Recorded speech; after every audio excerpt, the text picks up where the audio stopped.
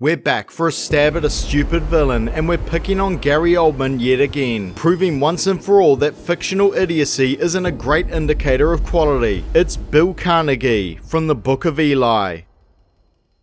It's another near-future post-apocalyptic wasteland, this time with a religious twist. An event called the Flash devastating the planet in what can be assumed to be a nuclear war, changing the atmosphere radically and creating a serious tear in the ozone layer. Another one, I guess. We're used to that, no big deal. In the aftermath, some of the survivors believing religion was to blame, apparently undertaking an organized campaign of book burning so comprehensive only one copy of the Bible remains. A very impressive undertaking considering the Bible is the most printed book in history, and the US alone would surely have hundreds of millions of copies lying around all over the place. Surprisingly, this monstrous coordinated effort quickly dissipated, society devolving into a hellscape filled with cannibals, crazed highwaymen, despotic dictators, inexplicably edible ancient food, and myriad patinaed product placements.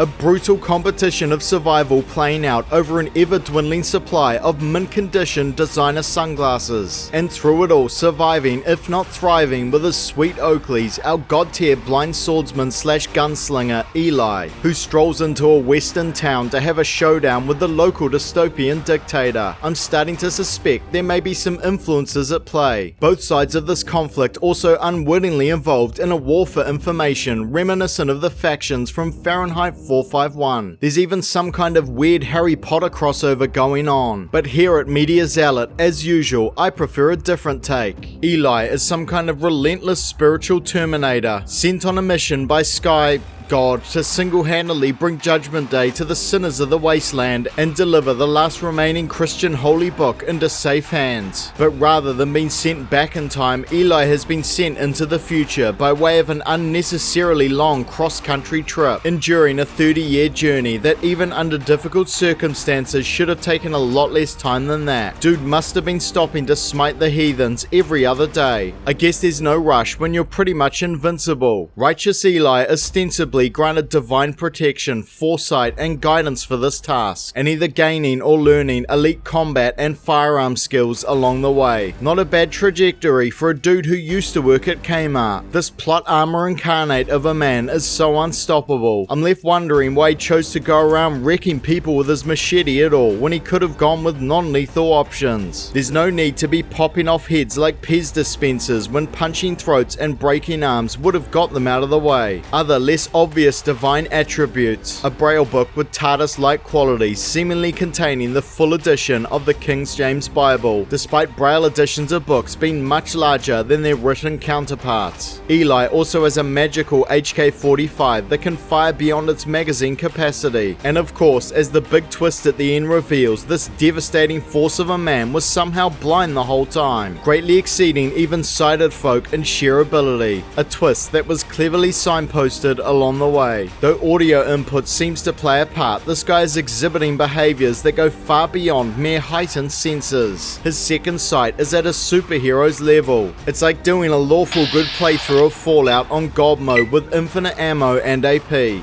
The Book of Eli is a modern Bible story about a ruthless, avenging prophet, or perhaps a new age badass American Jesus. Yet despite its religious themes, it was written and directed by a triad of non-believers. On the one hand, some may see it as an affirmation of God. On the other, a more humanistic interpretation is also present, involving the power and preservation of knowledge and those who seek to wield it for either good or evil. Eli is apparently the good guy despite brutalizing the wasteland residents, while the devil of our story is a man named Bill Carnegie, who seeks to wield the power of knowledge and belief to serve his own selfish ends. Point 1. Carnegie obsesses over creating a Christian state religion, ignoring other more viable options. Bill Carnegie is a man of unclear origins, but what is obvious is that he just so happened to be the most educated and worldly man in a wasteland full of young, ignorant thugs. Though I'm gonna hold off on actually calling him smart for reasons that will soon become abundantly clear. Carnegie didn't really earn the position he finds himself in, founding this town near a clean water source he learned of as a young man. The desperate scavengers that make up most of the town's residents presumably came to him in the hopes of getting some of that sweet H2O. Carnegie favoring a chosen few and employing them as muscle and hijackers, keeping them on side with food, water and sex. These brutes and their threat of violence in turn used to coerce the rest of the rabble. What Carnegie lacks in imposing physicality he makes up for with his knowledge, his cunning and his ability to manipulate the less clever people he finds around him, flexing his power by maintaining a clean-shaven, tidy appearance in stark contrast to most other wasteland survivors. Carnegie is 100% in all of this for his own personal gain, monopolizing any resources he encounters and taking what he wants for himself. Now, seeking to expand his influence beyond this dingy little operation, he intends to found more towns around other water sources he knows of. But seemingly recognizing his leadership shortcomings, he's looking for a big shortcut to power in the form of a state religion, seeking to use the Bible as the primary tool of manipulation, basing his beliefs in the Bible's innate power of influence and what he claims to have experienced of religion as a young man. So he sends out his goons to hijack people for books, because apparently these weighty, bulky objects are so important to malnourished, dehydrated people, they've mustered up enough energy to lug them around the wasteland.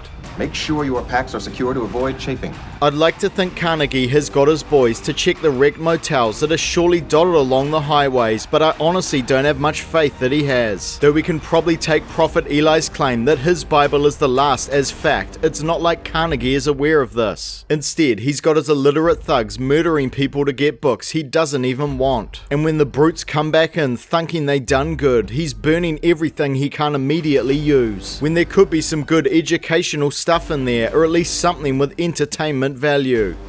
Burn them.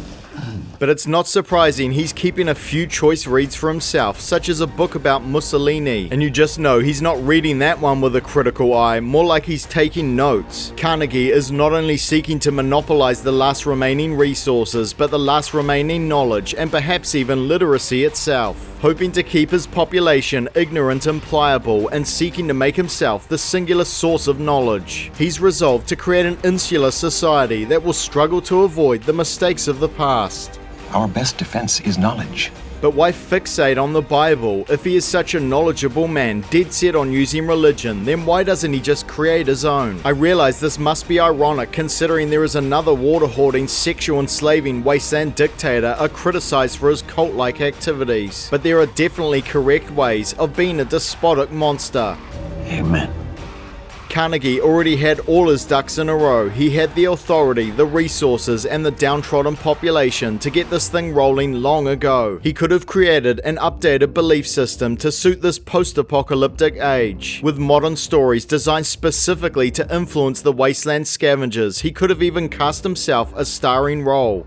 I'd be curious to know what you've made up thus far. It's not clear whether Carnegie is a true Christian believer or not. He seems more like a cynical user of religion to me. So surely he must realize that the Bible as a tool of manipulation holds no inherent power on its own. It's the leaders who wield and interpret its meaning that can potentially lead to people being influenced. But in saying all this, there's no need for a full-blown religion at all. A simple cult of personality or a nationalist ideology could have been effective, perhaps even more so than a religion. I mean, if the dude wasn't such a greedy tyrant, he wouldn't even need such a system to keep people in line at all. Such fables are necessary only in cultures which unduly emphasize emotional behavior. But since he's dead set on using Christianity, a religion with a deity that seems to be real, within the context of the story at least, Carnegie should really be watching his back considering his behavior and intention to use the word for devious purposes. He's likely to trigger Apocalypse 2.0 or at least suffer some form of divine retribution, like a Sodom and Gomorrah type situation. But arguably the wrath of God may already be on the way as Carnegie comes into contact with a spiritual warrior and one-man army known as Eli, who unfortunately for him also has the last copy of the Bible. Point 2. Carnegie massively overextends himself in pursuit of an indomitable prophet.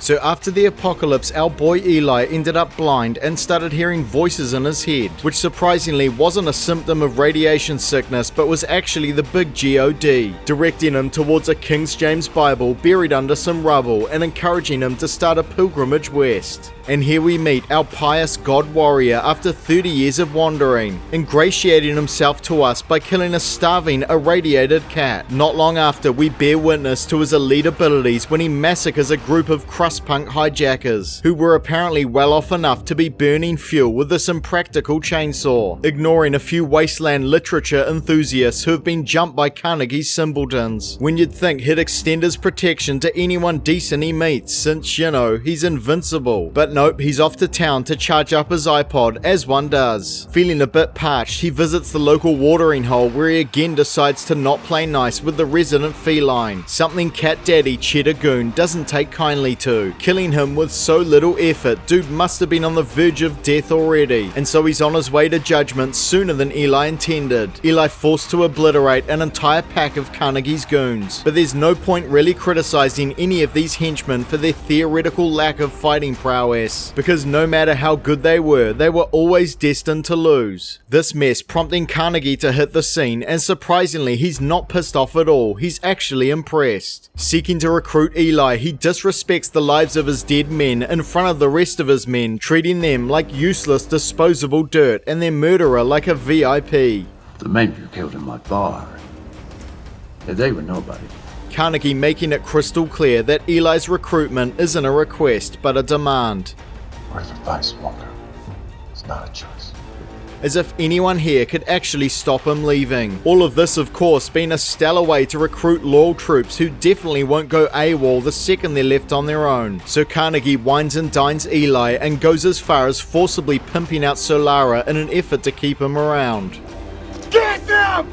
But nothing works on the White Knight, dead set on his mission, and none of the sinner carry on. Carnegie learns of the Bible in Eli's possession from Solara, but Eli is snuck off before Carnegie could confront him, punishing the guard's negligence with a death sentence, but he should already be mindful that the labor situation is heading south fast. After Eli refuses to hand over the book, it's time for a good old-fashioned showdown. Eli showing his apparent invulnerability and firearm skills, killing a whole bunch of Carnegie's men without even breaking a sweat, and inadvertently kneecapping Carnegie himself in the process. Eli displaying ridiculous accuracy for a blind man, seemingly relying on audio cues and perhaps echolocation to zero in on his targets. An encounter which should have proved conclusively to Carnegie that this guy and his book are not worth the hassle. Yes, but he can recall nothing of the attack, except a sudden blur of motion. Redridge seems to get it, not bothering to pop off when he has a clear shot, either seeing it as an exercise in futility or perhaps recognizing a bit of himself in Eli and feeling ashamed that he didn't have the moral fortitude to choose a harder path. So Carnegie limps back to HQ to get his wound tended to. You washed your filthy f***ing hands. Twice. Making doubly certain his henchman washed his hands, but then not seeing a problem with him wearing filthy fingerless gloves. Redridge recommitting to his inner creep by renegotiating his service fee to include the ownership of Solara. Carnegie agreeing to Redridge's terms so they're all off westward to get Eli and nick his book. Carnegie already wounded and risking his life on this mission, which kind of defeats the purpose of having a commander like Redridge around. Seemingly taking almost all of his remaining boys, leaving his town undefended and vulnerable, all for the sake of a book, when these desperate street dwellers obviously need some kind of supervision. This is a life-threatening situation, and your attention should be focused on one thing alone. If you're going to commit any resources to such a frivolous exercise, at least stay behind with a few brutes and leave the Eli hunt to Redridge & Co. Carnegie's presence on the road isn't necessary, especially since Eli doesn't appear to have much in the way of street smarts, making no secret of the fact he's heading west to a dangerous pack of murderers and then sticking to the western road, when Carnegie's gang has usable vehicles and the chances of getting a ride from a good Samaritan are slim to none. And then once he finally gets off the beaten track, deciding to search a house that stands out like dog's balls to anyone traveling along the road. This after they just stocked up on water and Eli has no problem shooting birds for food. Is this honestly the best time to scavenge for trading goods? Surely Eli must be able to sense how close he is to his goal. He seems to have premonitions about everything. You'll get out alive, both of us. Carnegie showing that he's a townie at heart, clearly out of his depth in the field, aside from pointing out a few buzzards and an obvious landmark, relying on Redridge and another guy to do the tracking. He's only really there to pointlessly crack the whip, suspicion growing among Carnegie's men that Eli benefits from some kind of supernatural protection, but Carnegie isn't having any of that. One could say that you were both the doubter and the doubted. So they track Eli to the cannibal house, delivering an ultimatum and then falling for the old book bomb trick, which I'm not even going to criticize them for, because who has a hollowed out book and explosives just lying around? I guess that must come in handy when these literature obsessed warlords happen to pay you a visit, which is apparently a thing that happens regularly. And so Carnegie resolves to waste a small fortune on expending a bunch of bullets that don't kill Eli, though Eli does reluctantly give up the book to save Solara, the second he loses it, apparently becoming vulnerable to gunfire, though of course Carnegie doesn't exactly confirm the kill. And despite obsessing over this book, he doesn't crack it open immediately when Eli could have put the cover over something else. From this point on, Solara seemingly inheriting the mantle of Protected One, surviving a horrific car crash comparatively unscathed and showing skills beyond her established abilities, now seeking to protect the holy book in the form of a dying Eli. If only she extended that to giving this rowing thing a go, our former wasteland princess would rather let a dying old fella do those hard yards. Redridge gets his comeuppance after failing to properly stow Eli's machete, leaving Carnegie low on fuel and with severely diminished muscle, so he tucks tail and heads back to town. He gets all finicky about his tech guy being careful with the Bible, as if a torn page would be that big of a deal, after he just got back from unloading his ammo reserves, including a rocket, on a house that had the book in it, in a cruel twist of fate discovering that Eli's Bible was a Braille version. Thankfully, he's got a blind person around, but she won't cooperate because Carnegie condemned her daughter to sexual slavery, and he doesn't even try to bargain with his longtime concubine, maybe promise to find her daughter or something. I mean, I suspect you'll end up alone preaching on a street corner no matter what, but since you're already so committed to this thing, you might as well see it through to the end. The full weight of his failure sinking in when he realizes him and all his able-bodied goons were defeated by a disabled man. He can't be!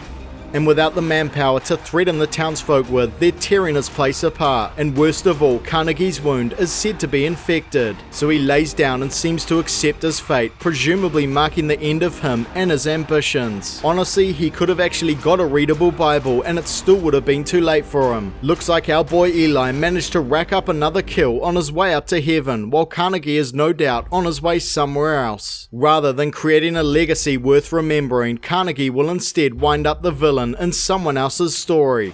I look forward to reading it. All things considered, Carnegie shows himself to be the blindest of the blind, obsessing over creating a religion that probably wouldn't have worked the way he'd hoped, and throwing all of his resources at this pointless Bible hunt at the expense of maintaining the security of his town. But his most grievous error, failing to see the other, more beneficial possibilities that his situation afforded him. Point 3. Carnegie could have used his position to create a legacy worth remembering. As we've established, Carnegie is all about abusing his power, murdering people at will, forcing people into servitude, tightly controlling knowledge, and seeking to establish a religious propaganda machine. But Carnegie's selfishness and single-mindedness also sees him neglecting his people at a basic level. He's so blinded by his Bible obsession, he doesn't realize he's about to drive the last dregs of humanity into the ground. It seems to me Carnegie and his crew have similar problems to the very first villains we looked at, the Smokers. Another wasteland crew of raiders fixating on the wrong goals, the Smokers searching for a map, Carnegie a book. But at least the Smokers actually employed their entire workforce and shared the food and smokes around. Trust me, you do not want to be worse than those guys. Why not?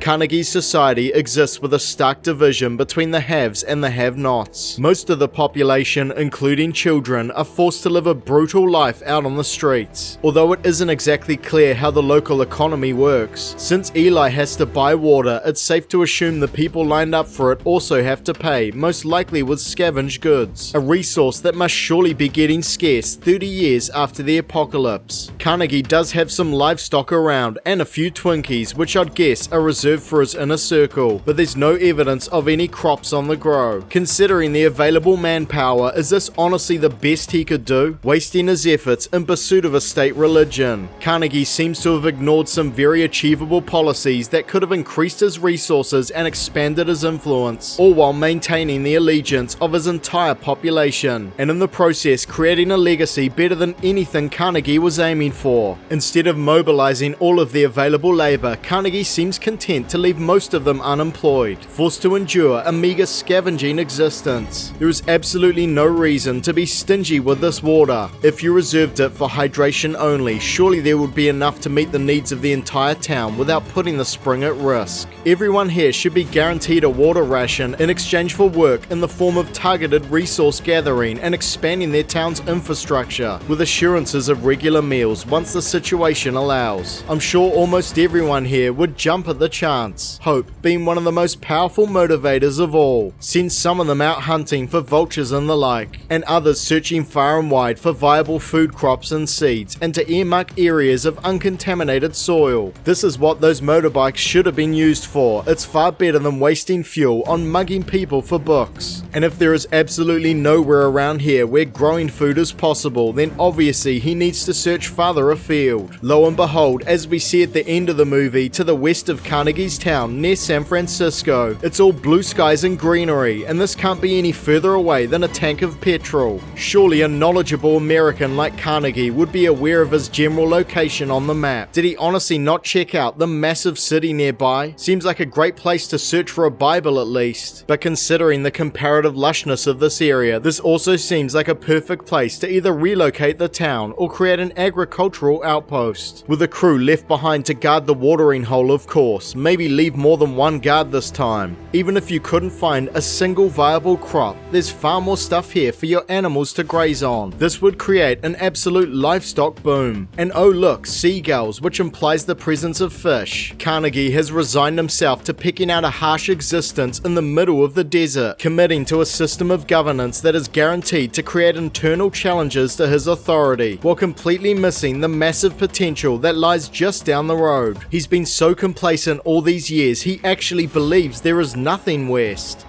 There is nothing west. And I doubt the locals will mind a limited presence here. They've fortified themselves on Alcatraz and are practically the white knights of the wasteland. They're likely to just leave you alone as long as you don't mess with them. But with Carnegie's chosen path, this other group of survivors represent an ideological enemy that he never knew existed, and they didn't even need to leave their compound to defeat him. Led by Lombardi, a wasteland leader of a different ilk, who was also on a quest for information and resources. But instead of seeking to monopolize this power, he intends to preserve and share it in an effort to reboot civilization. They're like a nicer, less insane Brotherhood of Steel. Lombardi and co. recognizing that you cannot build an enlightened future without access to knowledge of the past. Also note how everyone around here seems to be well fed, watered, gainfully employed, and civilized. Top to bottom, they are the antithesis of everything Carnegie represents. As a final up yours to Carnegie, Eli and Solara making it to this island sanctuary. Eli surviving precisely long enough to show off his insane memory by reciting the Bible word for word. The Bible taking its place among other religious texts, and giving us a hint that perhaps the deity guiding Eli is not so dogmatic as to ascribe to any specific religion. And while we're ruminating on that, can anyone read Hebrew around here? Because maybe it would be a good idea to translate the Old Testament from the Torah, just to make sure this Eli guy wasn't some imaginative grifter seeking to carve out a religious legacy of his own.